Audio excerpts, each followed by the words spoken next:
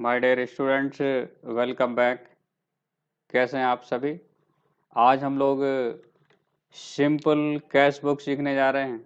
जी हाँ, जैसा इसका नाम है वैसा इसका मीनिंग है, सिंपल कैश बुक। और इसी को हम लोग सिंगल कॉलम कैश बुक भी कह देते हैं। ऐसे बिजनेसमैन, ऐसे बिजनेस इंटरप्राइजेज, ऐसे फर्म्स जिनके यहाँ लार्ज नंबर ऑफ ट्रांजेक्शन्स होते हैं, दिन भर में बहुत सारे ट्रांजेक्शन्स होते हैं, तो वो लोग क्या करते हैं, सब्सिडरी बुक्स यूज करते हैं। और कैश बुक भी सब्सिडरी बुक्स का ही पार्ट है। जनरली 4 तरीके की कैश बुक बनाई जाती हैं: simple cash book, 2 column cash book, 3 column cash book और पैटी कैश बुक। और आज हम लोग सिंपल कैश बुक सीखने जा रहे हैं। बहुत ही सिंपल है कैश बुक बनाना। बिल्कुल 10 मिनट आप हमें दीजिए और सिंपल कैश बुक बनाना आप सीख जाइए।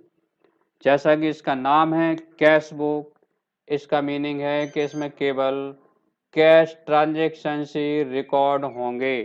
ठीक, अगर कैश बुक है तो केवल कैश ट्रांजेक्शन ही इसमें रिकॉर्ड किए जाएंगे। इट मीन्स क्रेडिट, हाँ, क्रेडिट ट्रांजेक्शन इसमें रिकॉर्ड नहीं होंगे। ये बात याद रखनी है। तो फर्स्ट मेन पॉइंट क्या है, कैश बुक में केवल कैश ट्रांजेक्शन ही रिकॉर्ड होते हैं। क्रेडिट ट्रांजेक्शन्स कैश बुक में रिकॉर्ड नहीं किए जाते हैं। तो हम लोग कैश बुक में केवल कौन से ट्रांजेक्शन लिखेंगे, कैश ट्रांजेक्शन्स। क्रेडिट ट्रांजेक्शन्स इसमें रिकॉर्ड नहीं होते। अब हमें बस इतना सा आइडेंटिफाई करना है कि कैश का इनफ्लो कैसे होगा और कैश का आउटफ्लो कैसे होगा। वो कौन कौन सी एक्टिविटीज हैं जिनसे बिजनेस में कैश आता है, कैश रिसिप्ट्स होता है। और वो कौन कौन सी एक्टिविटी है जिनकी वजह से बिजनेस से कैश जाता है, कैश का पेमेंट होता है, कैश का आउटफ्लो होता है। ठीक, तो कैश बुक में कितने कॉलम्स हो गए हमारे, 1 2 3 4 5 कॉलम डेबिट साइड के लिए और 5 कॉलम क्रेडिट साइड के लिए। डेबिट साइड में पहला कॉलम डेट के लिए, इसमें हम लोग डेट लिखेंगे। फिर पर्टिकुलर मोस्ट रिलेटेड अकाउंट का नाम लिखेगा जिसके थ्रू अमाउंट रिसिप्ट हुआ है। वाउचर नंबर ये बताएगा डॉक्यूमेंट्स हमें कि वो जो ट्रांजेक्शन हुआ है उसके बदले में जो रिसिप्ट वाउचर है उसका नंबर इसमें लिखना होगा। और लेजर फॉलियो, ठीक, और अमाउंट इसी तरह date, particular, voucher number, LF और अमाउंट लिखे जाएंगे। अब बस इतना याद रखना। देखिए, डेबिट साइड हम लोग क्या लिखेंगे, रिसिप्ट लिखेंगे। यहाँ पे रिसिप्ट लिखना है जी। क्या लिखना है, रिसिप्ट। जो भी रिसिप्ट हमें होगी वो हमें कहाँ लिखनी है, डेबिट साइड। और पेमेंट कहाँ लिखने हैं, जो पेमेंट होंगे कहाँ लिखेंगे, वो हम लोग क्रेडिट साइड लिख देंगे, जो भी पेमेंट होंगे। तो रिसिप्ट डेबिट साइड और यहाँ पे क्या लिखना है, पेमेंट्स लिखने हैं। बस ये 2 बातें आपको याद रखनी है, रिसिप्ट और पेमेंट। बस अब इतना आइडेंटिफाई करना है कि बिजनेस में वो कौन से ट्रांजेक्शन होंगे कि जिससे कैश रिसिप्ट होगा। जैसे हम लोगों ने कैश में गुड्स सेल किया तो नेचुरल है कैश आएगा हमारे पास। हमें कोई इनकम होगी जैसे कमीशन रिसिप्ट तो भी कैश आ गया। या हमने किसी को गुड्स क्रेडिट में बेचा था, उसने हमें पैसे दे दिए तो भी कैश आएगा। तो कैश कैसे कैसे आएगा, हाँ, अगर बिजनेस में इन्वेस्टमेंट कर दिया हमने अपने में कैपिटल के फॉर्म में तो भी कैश आएगा। तो कैश रिसिप्ट कैसे होगा, या तो कैपिटल के फॉर्म में, या फिर सेल्स के द्वारा, या फिर किसी इनकम के द्वारा जैसे rent received, commission received, interest received, या फिर किसी पर्सन से रिसीव्ड होगा तो ये कैसे रिसीव्ड होंगे। पेमेंट भी तो ऐसे ही होगा, या तो हम पेमेंट करेंगे गुड्स खरीदने में, या फिर एसेट से खरीदने में, या फिर एक्सपेंस में, या फिर किसी पर्सन को पेड करेंगे जिससे गुड्स हमने क्रेडिट में खरीदा था। बहुत सिंपल है बनाना कैश बुक। बिल्कुल ही आसान। अगर हम लोग एक एग्जाम्पल देख लें, जैसे मिस्टर मोहन ने 1 लाख रुपए से बिजनेस स्टार्ट किया।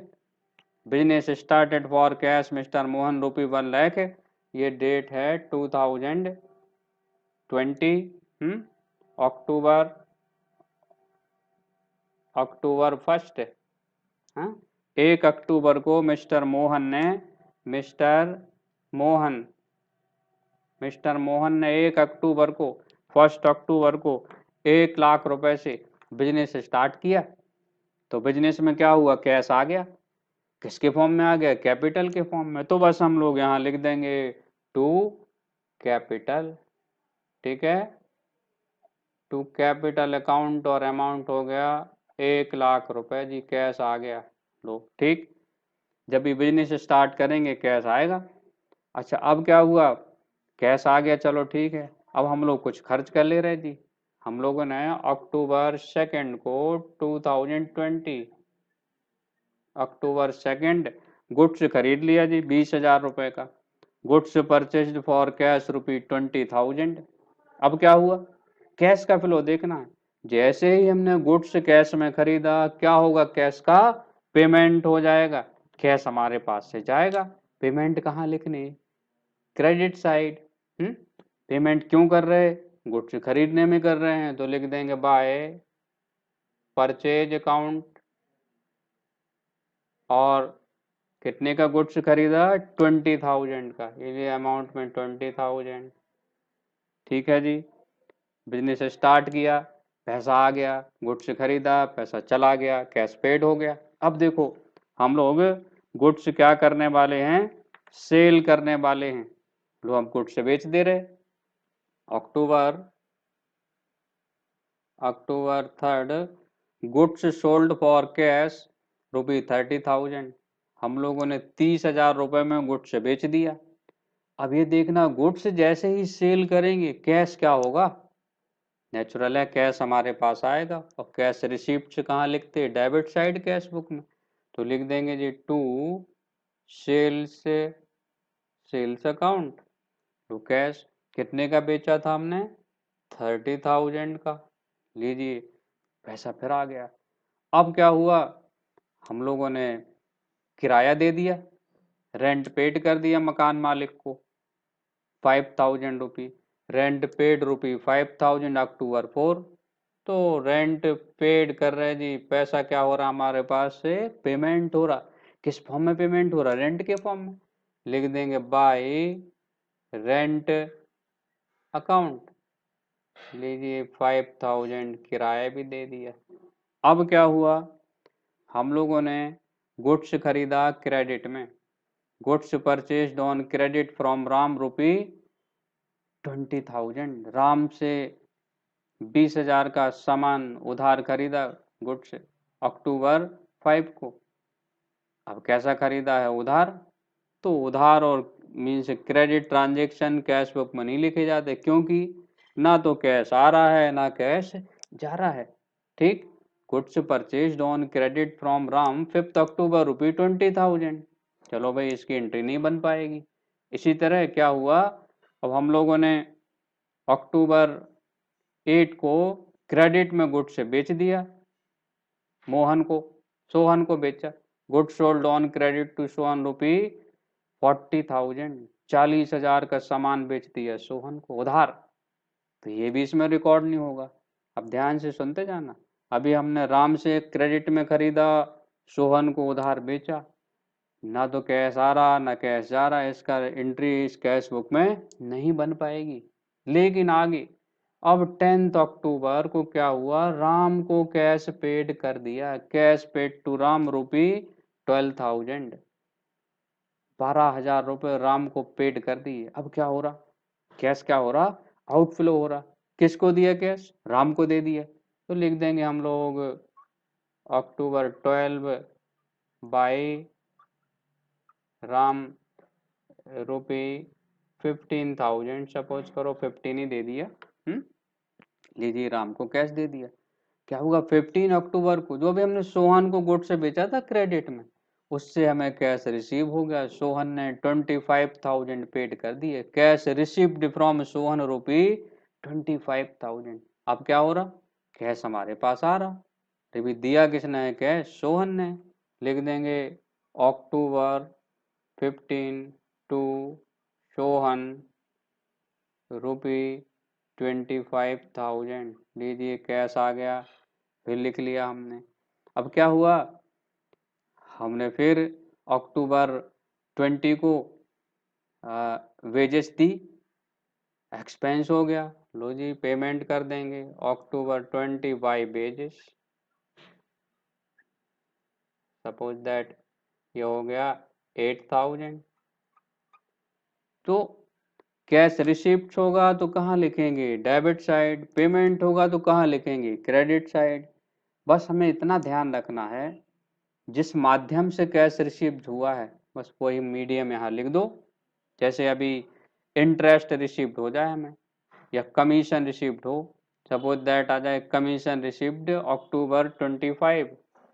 अक्टूबर 25 कमीशन रिसीव्ड 8,000।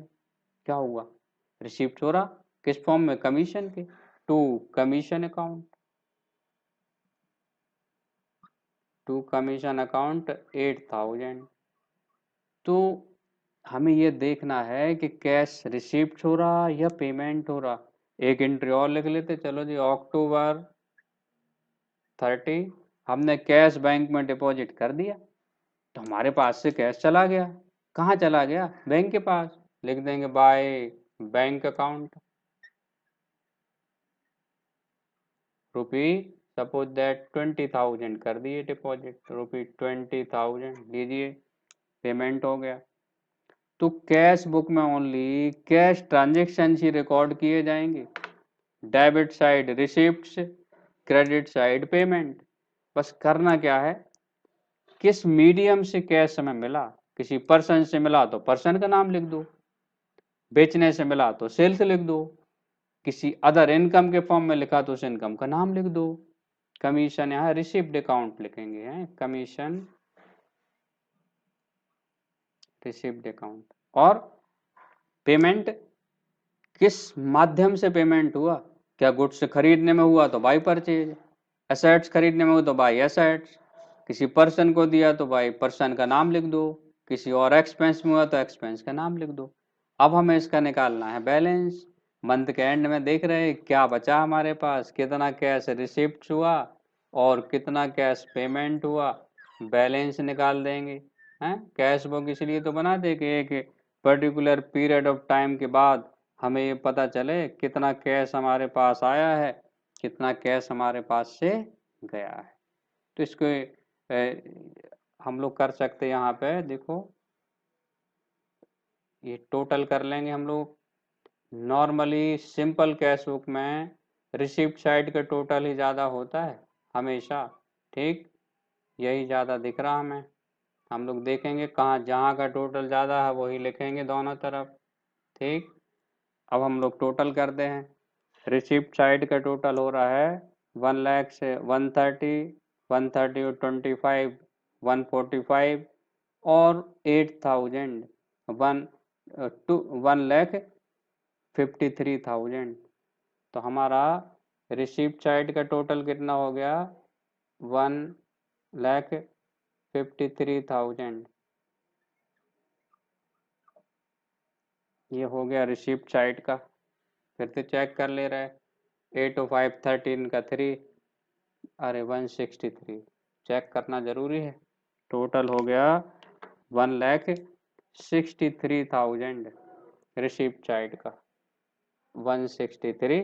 आप पेमेंट साइड का देख ले रहे, 20 और 5 25 15 हो गया 40, 40 और 20 हो गए 60 और 8 हो गया 68। ये हो गया देखो रिसिप्ट से, और ये हो गया अपना पेमेंट। पेमेंट कितना हो गया, 25 15 40 68,000। दीजिए। अब हमें देखो बहुत सिंपल बात है, तो कोई भी बता देगा।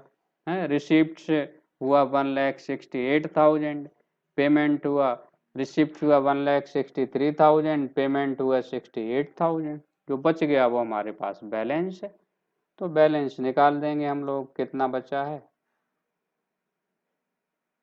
ये 5 और ये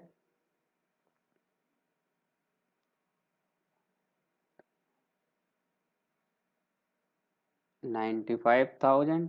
ठीक है, तो ये बैलेंस लिख देंगे यहाँ पे हम अक्टूबर 31 को लिख देंगे बाय बैलेंस। देखिए एक महीने के बैलेंस निकाल के अगले महीने में ट्रांसफर कर देते, लिख देंगे बाय बैलेंस CD। बैलेंस बचा कितना है, 95,000। 95,000 ये बैलेंस हमारा कहलाएगा। ठीक, लिख देंगे 95,000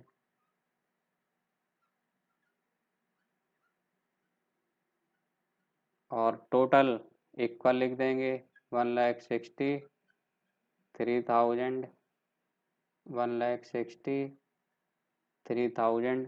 अच्छा, अक्टूबर से बैलेंस कहाँ जाएगा, नवंबर मंथ में, तो यहाँ आगे इसको हम लिख देंगे नवंबर 1 टू बैलेंस BD 95,000।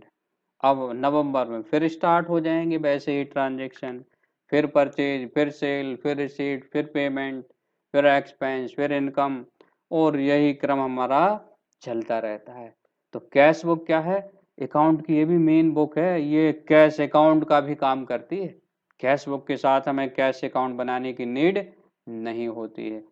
तो सिंपल कैश बुक हमें लगता है आप लोग को समझ आ गई होगी। क्या देखना है, हमें ओनली कैश का इनफ्लो देखना है और कैश का आउटफ्लो देखना है।